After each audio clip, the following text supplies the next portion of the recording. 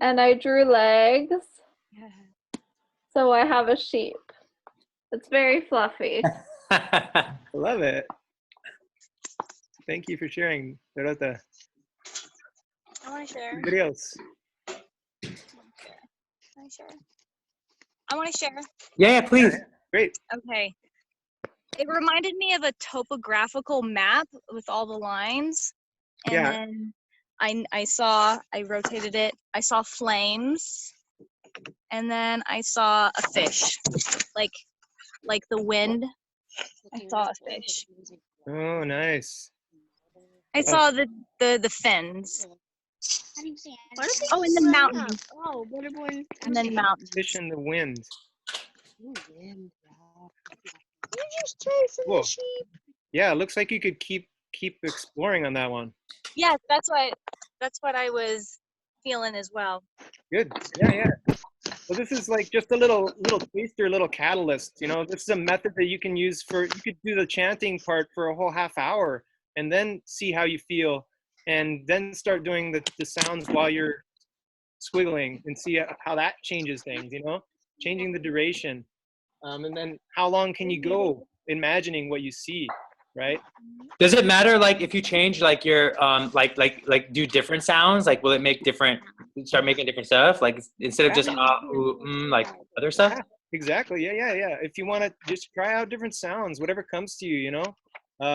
Yeah. So there are many sounds. You know, like I said, is coming from home. It's a sound that actually is in all of the universe. So we're kind of tapping into that. But you just want to like your lips roll.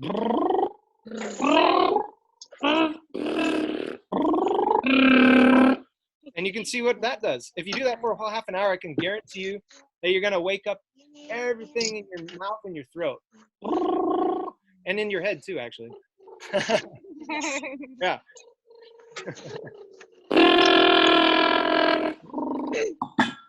Yeah, and then you might make a bunch of really fast little lines. Right? Like an earthquake. Yeah.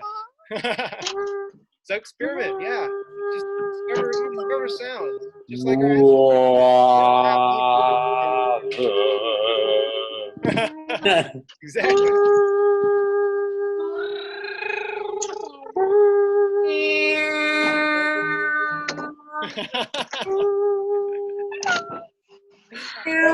Meow. I can hear everybody now. Okay. Yeah.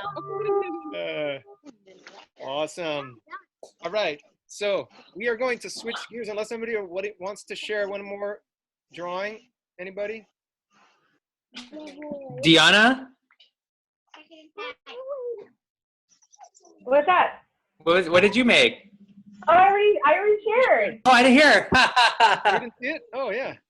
Oh, cool. Yeah. Embrace. Here I am titling it already. Okay. I love it. I know, it's awesome. Okay, so we're gonna switch over to, I'm just giving you some things that you can work on when you have even more time to explore, okay? So now we're gonna switch to the mandalas, okay? So get another piece of paper. Oh, I didn't say what I made. Yeah, I made like a dog, I guess, chasing bubbles. I don't know where that came from. Whoa, that's so cool. And the dog's name is Bubbles. Okay. Bubbles.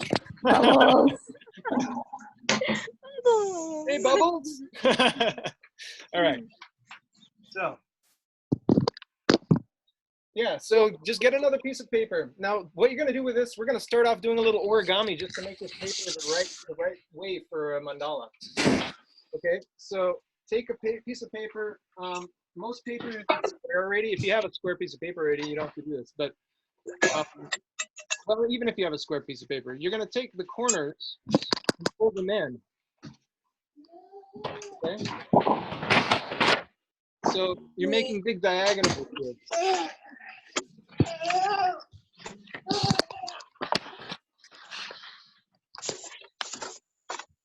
Like that, fold it in, and then the same thing, fold it in the far left corner to the lower right, but you're trying to make it just a nice straight. Do it real quick. Maybe we could I pause the movie and watch it after. lining up this edge. Origami stuff. See? So this is the only origami part of this you're gonna do. It's just folding. It's like a mandala. It shows you how to make like a. Yeah. You want to do it? Chrissy, you should mute everyone while Mick's talking. Yep, thank you. Can they see us or no? No. Yeah, would you please mute everybody? Oh, I don't.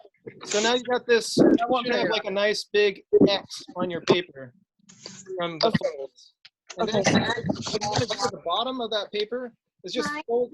You're gonna find that point I'm gonna. at the end of both X's. I mean, at the end of the X on both sides, and just fold that paper down so that you can mark the line at the bottom of the square that we're making.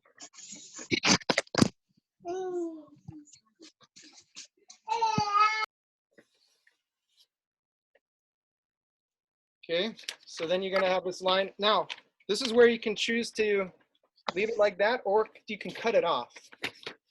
So to do cutting without scissors, you don't actually need scissors. You just fold it back and forth a couple of times. You weaken the paper.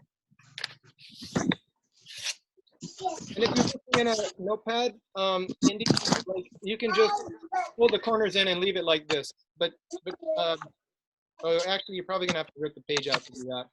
So,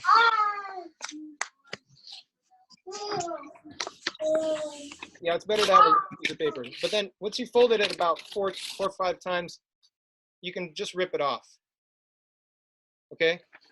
So then you have this square piece of paper that we're gonna make mandala on. Okay?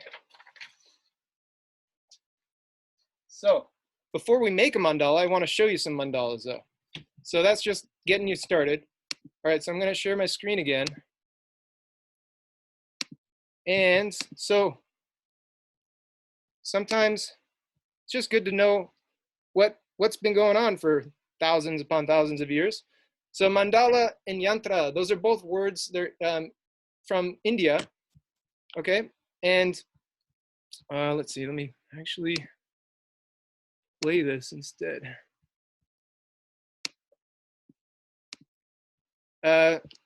So, okay. Yeah. All right, so mandala yantra, they're both words that basically mean like a diagram of vibration. Okay, so we're just doing all these sounds and vibration, right? So it's like yantra is like something that's all throughout nature that actually these geometric forms that come into all things, okay? So you're gonna talk more about in the mathematics class. And mandala means circle. It means like a circle that defines a place, basically. Okay, so what's a natural mandala? We got lots of them all over the place. We're inspired by nature itself, by stars, by flowers, right? So I want, with each one of these, I want you to really take a moment to take it in, not as an information, but as a message, like a message from the flower to you. So take a deep breath in. Hold the breath, look at the center of the flower, and exhale. Take a couple more breaths.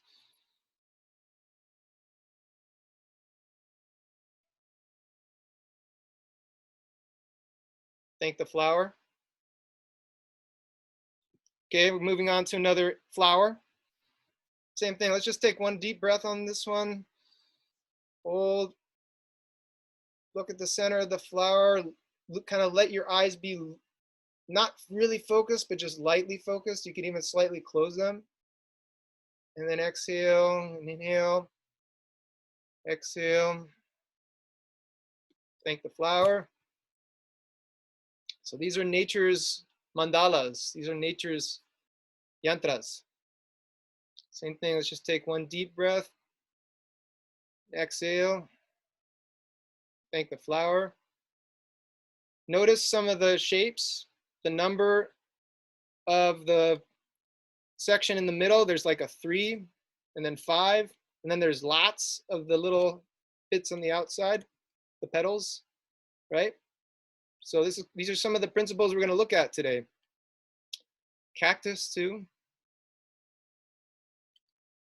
Okay, just remember to take that conscious breath when you're looking at it. I'm going to move on to another one. And this is a mantra from, a yantra or mandala from Nepal. And it has the sign of Om in the middle, the sound we were just making. And notice how many petals there are around the center as you take that deep breath and exhale. Here's one from Persia. So this is from another tradition. Geometric forms. Take that deep breath and exhale and notice the patterns. And this one is from India, from the Hindu tradition. It's called Sri Yantra. It's all about the creation of the cosmos, and it's actually like a diagram that's supposed to represent the mountain at the center of the cosmos. So if you focus on that little dot in the middle, you're going to start noticing things moving around. Take that deep breath. Exhale. Just keep breathing a few more times. Notice what you see. Notice if you're getting any messages, any ideas. These pyramids are coming from above and from below. From below represents the feminine principle in nature, and from above represents the masculine principle, or earth from below and cosmos from above. There's a lot, there's millions of symbolic aspects to this. So that's why it's really just important to look and notice and see what it says to you. And then it can change completely if you change the colors too. Right? So we're gonna make some of our own now, okay? So I'm gonna switch back over to the video.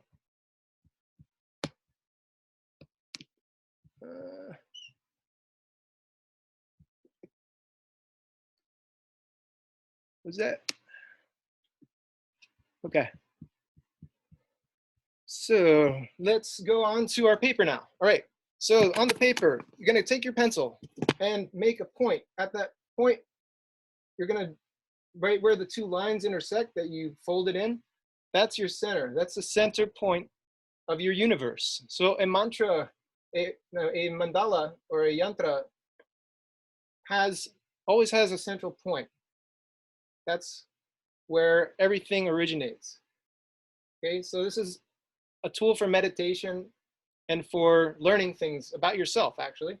Okay, so you're going to actually then take this from this point, you're going to draw a circle out, and that's why you need this compass or a string. So there are different ways of doing it. If you have a string or a compass, I'll show you first with those. If you don't, then you're going to try to find the middle point, like taking some round object, try to kind of put it with that central point in the middle of it.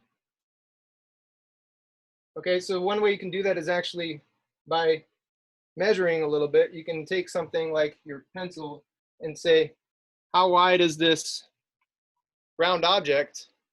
And then mark that off on the paper. Try to get about the halfway point of it. If you have a ruler, of course, you can actually measure it. And if you mark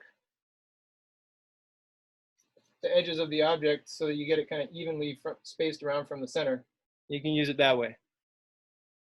Okay, so we're trying to make as big a circle as possible on that square without going all the way to the edges.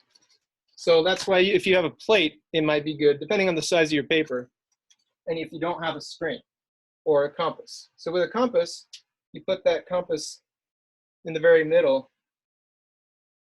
and then you have like the pencil draws a circle around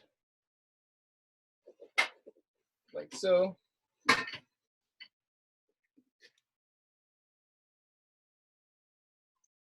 You probably can't see that because the video chats really are not very good for seeing pencil. But if you have a string, I'm going to show you with a pen so you can really see it. So with a string, you actually have to just tie a little knot on the end of the string. And with a loop on it. And then you just try to get your, if you have a pin, you could pin the center of the string on the board, on a board or something. Or if you feel like you have a good grip with just one finger, which I'm going to do, you can just use your finger, hold the center, and use that to draw the circle. So one thing that I've noticed when I do this is that I need to just make sure I have that point marked where I'm holding on the string, and then I'll usually do half and half. So like hold it with another finger of the other hand and keep going around. Okay. So those are a few ways to do it. You can even experiment, like let's say you do that big one with a string and then you're not completely satisfied with that circle. Well, we're going to do a lot of circles anyway. So you will have a circle within that circle. You can take that paper plate or something else, circular. You need to hunt around the house now too, that's cool. Yeah, so then you have like another circle within that circle. Now the key for making a cool mandala is that you want to have some circles not all exactly the same size. So like if you're going to use an object in the middle, I recommend that you have like a big gap between those two outer circles and the inner circles that we're going to do.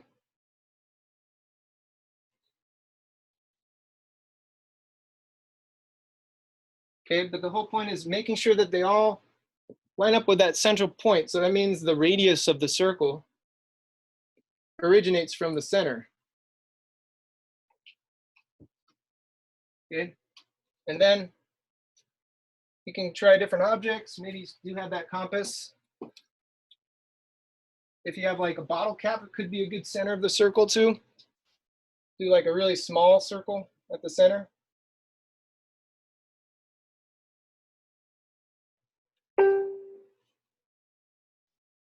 Somebody have a question? I heard something.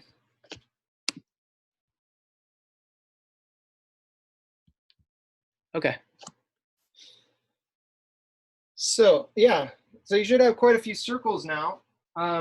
Like I like to actually have a couple of tighter circles around that central circle.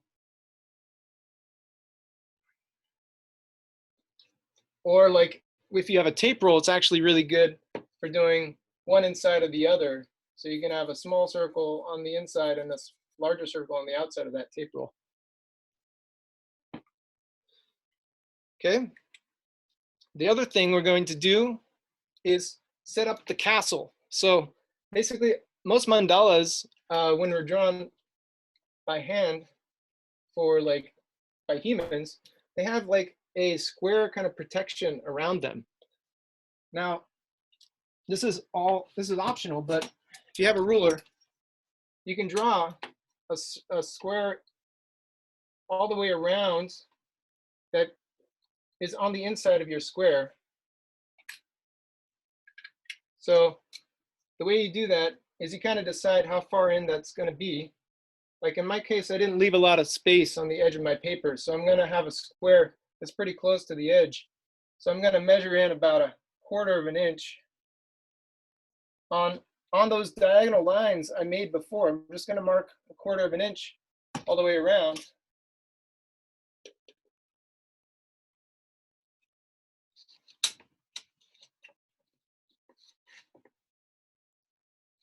And that's where now I have those spots that I can actually just draw the straight lines of the square on.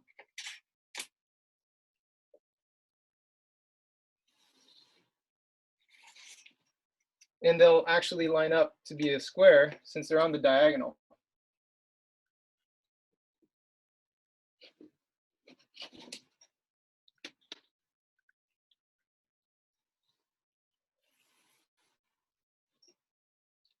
So this is basically the protection, the protective wall around this mindscape that we're creating. So a mandala is really a place where you can bring your mind to be tranquil. And so you want to have a place that kind of, you have gates and walls to allow your mind to have that space and tranquility inside. But they also have doors, all mandalas. So you can actually just draw like a little box opening in each direction on that square.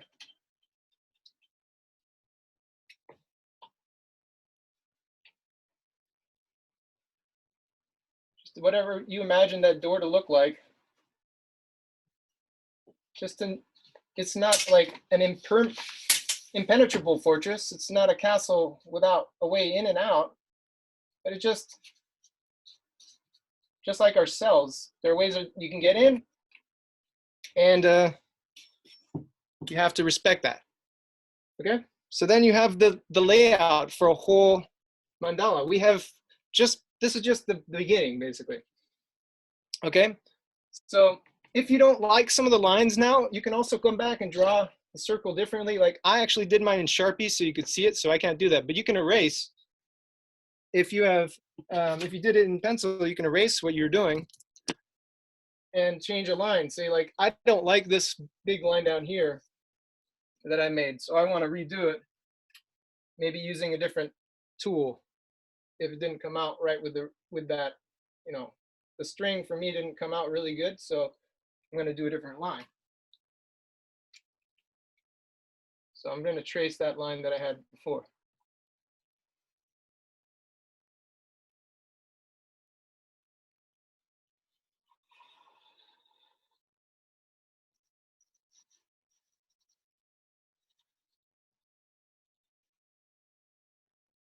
Okay. So just imagine that I erased my line, but you can do that on yours. You can erase it. Okay, so then now you have this layout, and we're going to start from the center of our circle. And now it's kind of, you start to personalize it, okay? Because like I said, this is kind of like a portrait of your mind, or something that maybe even came to you while we were doing our meditation, you know, or the sounds. So you can, using the central circle, you can basically imagine it to be the center of a flower, right? And then you can decide how many petals does your flower have. Like I want to make a flower with 6 petals. So I'm going to keep that central circle free of anything. That's kind of like the empty space. And then in the little circle around that circle, on that edge, I'm going to just draw little points where I want the tips of that flower to be. Okay, so I'm going to do the 6-petal flower, just drawing the 6 points. And then you can draw these lines from the center, that central circle, up to those points. It's kind of, it doesn't have to be, they don't have to all be exactly the same. It can be kind of organic. See what kind of shapes come out for you. You're just coming from the central circle out to the points. Okay? So now you have your central self flower, basically. Okay? Now in this next section, imagine like maybe something that happened while you were making those sounds. Maybe you can even try just making the sound. This is a place where you can make a shape, make different shapes repeating. So maybe you just want to make a little circle, or maybe you don't know what to make, so you're going to just make the and you make a little squiggle, right? Just in this little rim.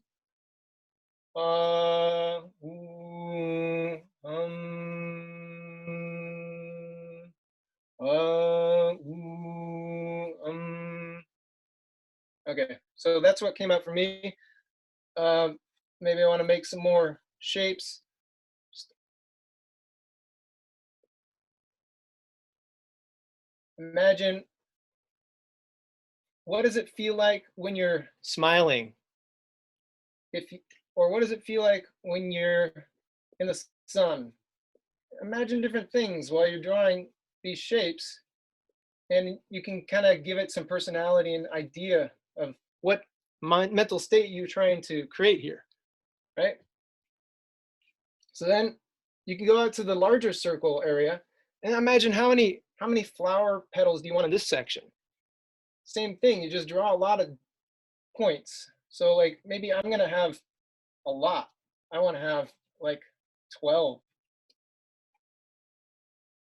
So you're just drawing these dots at the edge of that rim, wherever you want your flower petals to end. If you don't feel like counting them all, just see how many you can fit in. Okay, and then once you have the points drawn, you can draw these nice curved lines out to them, which you kind of become your flower petals.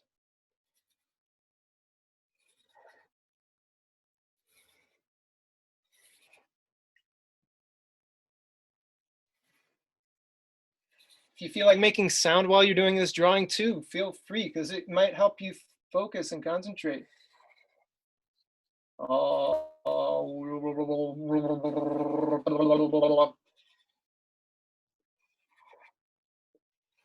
Just make sure that you're not totally distracting people right by you, though. If they're like, hey, don't make that sound so much, please, you know, then you can make it a little lighter, maybe. Or see if they have their own sound. Maybe you can get everybody going at the same time.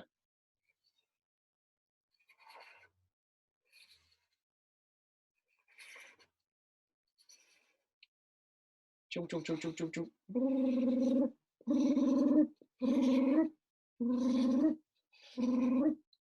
So you're just making these curved lines to meet up with every point that you made on the rim of that bigger circle. So now you have another flower shape. And then this other, like a smaller rim area, you can fill that in with, again, more like patterns or expressions, or you could even have like little animals. Maybe you want to like a bunch of rabbits or something in there. Go for it, you know? Like maybe I want to represent all of humanity in this outer circle here. So I'll just draw a bunch of little stick figures.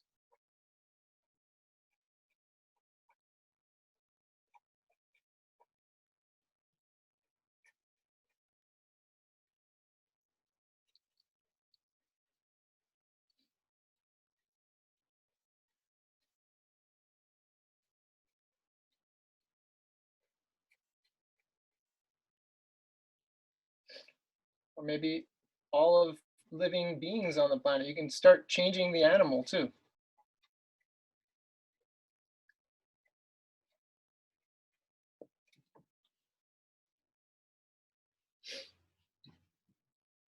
The key is to make that repetitive form all the way around in that rim. And like keep your imagination flowing, you know? So if you feel like you're getting bored with the shape, then change it. But try to imagine the shape evolving. So it's changing naturally. You ever seen like those early animations were actually done this way? They're on a wheel spinning around, and you could look at the image of a little figure moving through a little slit. It's called the zoetrope. You could imagine like making tiny little animation of figures around this rim. And maybe these figures are telling a story. Maybe they're telling a story of like how it feels to be doing everything on the computer, seeing everybody on the computer. Maybe they're a bunch of little boxes with people's faces in them. There's a story about you and your friends, or your family. And even if it's not done with figures, you can imagine that a story is associated with shapes and symbols.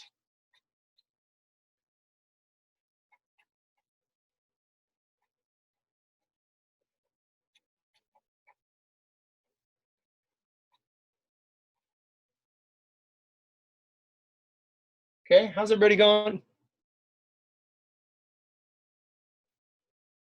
Did I lose anybody? think I did a couple. We're here. We're here. Okay, okay. All right, great. So this is just the sketch. We still have to fill it in with color and everything. We only have 15 minutes. So that's why I'm just giving you suggestions of things that you can try out for future projects. This is like many, many iterations, many versions of this, okay? So then in this area between the square and the circle, think of like, what do you want to be guardians? You know, what do you want? It could be animal figures or just like elements. Maybe you can draw each element, or it can just be like some kind of decorative shape, right? So maybe I'm gonna do all the elements in mine. We thanked all the elements, so I'll have all the elements here protecting each corner. And fire, earth. Think about how you want to represent those elements or whatever you're drawing as a guardian. And you can draw like little decorative shapes around them too. Those swirly gigs or whatever. It's kind of like a traditional Tibetan style mandala when you do that. But there are mandalas in every culture. They're called different things, but like stained glass windows in churches. So they're all symbolic things that help us get in touch with who we know we are beyond like our thoughts. Okay, so yeah, just adding more elements on mine, these corners. Maybe you have animal protectors on your corners. Think about who your guides or protectors are.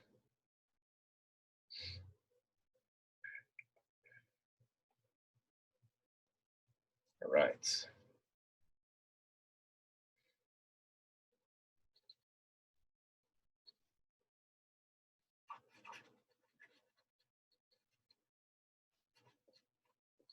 Yeah. So once you have all your corners done, now it's time to, this is probably going to be all in pencil for you. So I recommend that you trace everything with marker, which I did already because I was sketching it so you could see it. You already did a marker, that's cool too. But now it's how do you really give it more meaning and energy with color, okay? So this is where you get to decide, okay? I recommend though, to make a good painting, usually you don't use more than like 4 colors, and you can combine those 4 colors in different ways, but it's usually better if you can just choose a few. So I'm going to just do like primary colors, you know. So, you know, the primary colors are yellow, red, and blue. Anyway, we can actually, we could probably unmute right now, right? Or is everybody unmuted already? No. We can unmute. Yeah, we can kind of discuss things a bit more and see how people are doing with the colors they're choosing, everything. So yeah, the center, I'm going to choose a yellow, just imagining like it's the sun, the energy of the sun coming out from that central point. And then the petals, maybe they're going to have a little yellow in them already. I'll draw in that yellow. And then they're going to transition into red for me. But you decide what you want to, what your petals are going to be, what color they're going to be. You can also color now and then trace the edges later with the marker. If you are using pencil, marker can go over the pencil quite well. Thank you again for being a part of this. If you're using crayon, then you could trace the dark edges using a dark crayon, but it's hard to do with marker. Okay.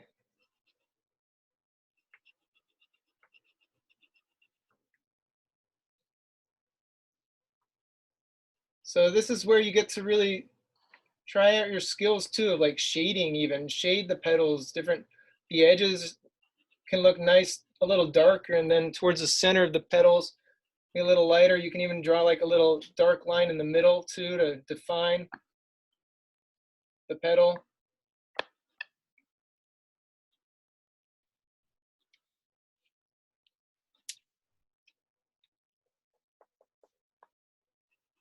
Okay, and then the key is like going for color that contrasts a bit from the original color that you put in the center, so you can see. And this is where you also feel free to add more patterns and detail with each color. You might get inspired and make some cool squiggly shapes or other animals or figures in each section.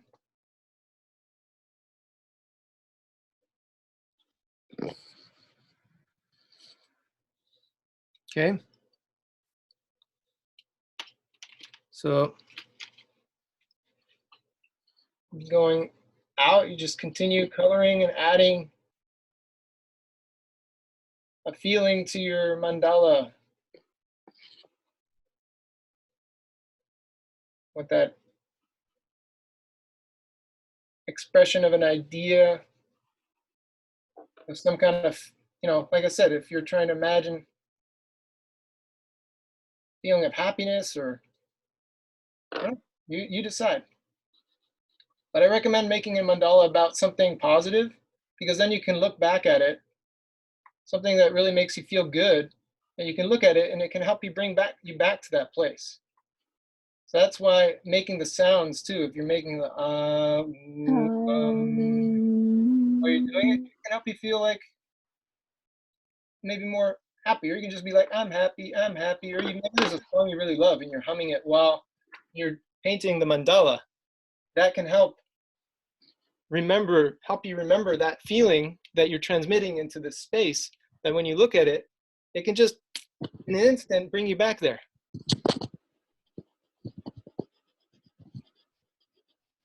That's beautiful, Mick. Yeah. That's so nice.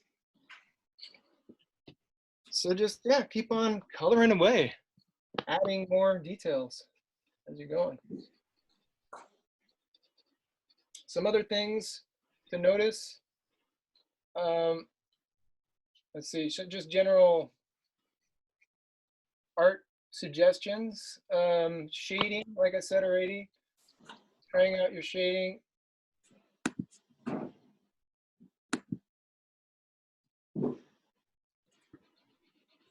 If you're not sure also about the edges of, like if you want to change the shapes of the guardians, or maybe you have like some figures that you want to change, and you're not sure, you don't want to like define it yet, you can go to a scrap piece of paper and do it over there, So like, okay, I didn't really like the way that first drawing came out. Maybe even like look it up online quickly. You can be like, okay, I really want this water to look more like this blob here. Or I don't recommend looking it up online, just use your imagination. But so you realize that the shape should look more like that and not the original shape. So they go back and change some things and use a scrap piece of paper to do this first sketches if you are not sure yet, if you're not sure you want to ink it. Okay. Yeah, so each section of your mandala is going to have a contrasting color.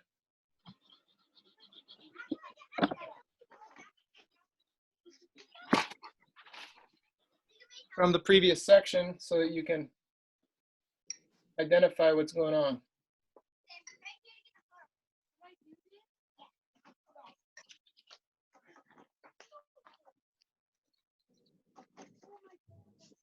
All right, does anybody want to share what they're doing? There's probably a lot more to be done, but since we are going to shift on to another class in about 5 minutes, I want to see what everybody's doing.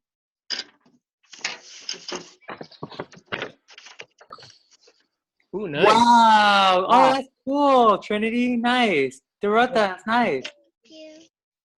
More color, more color. Oh, that's good. I like it. Beautiful. Anybody else want to share? Anybody else? Wow. Hey, Masha. Hello. Hi. Welcome.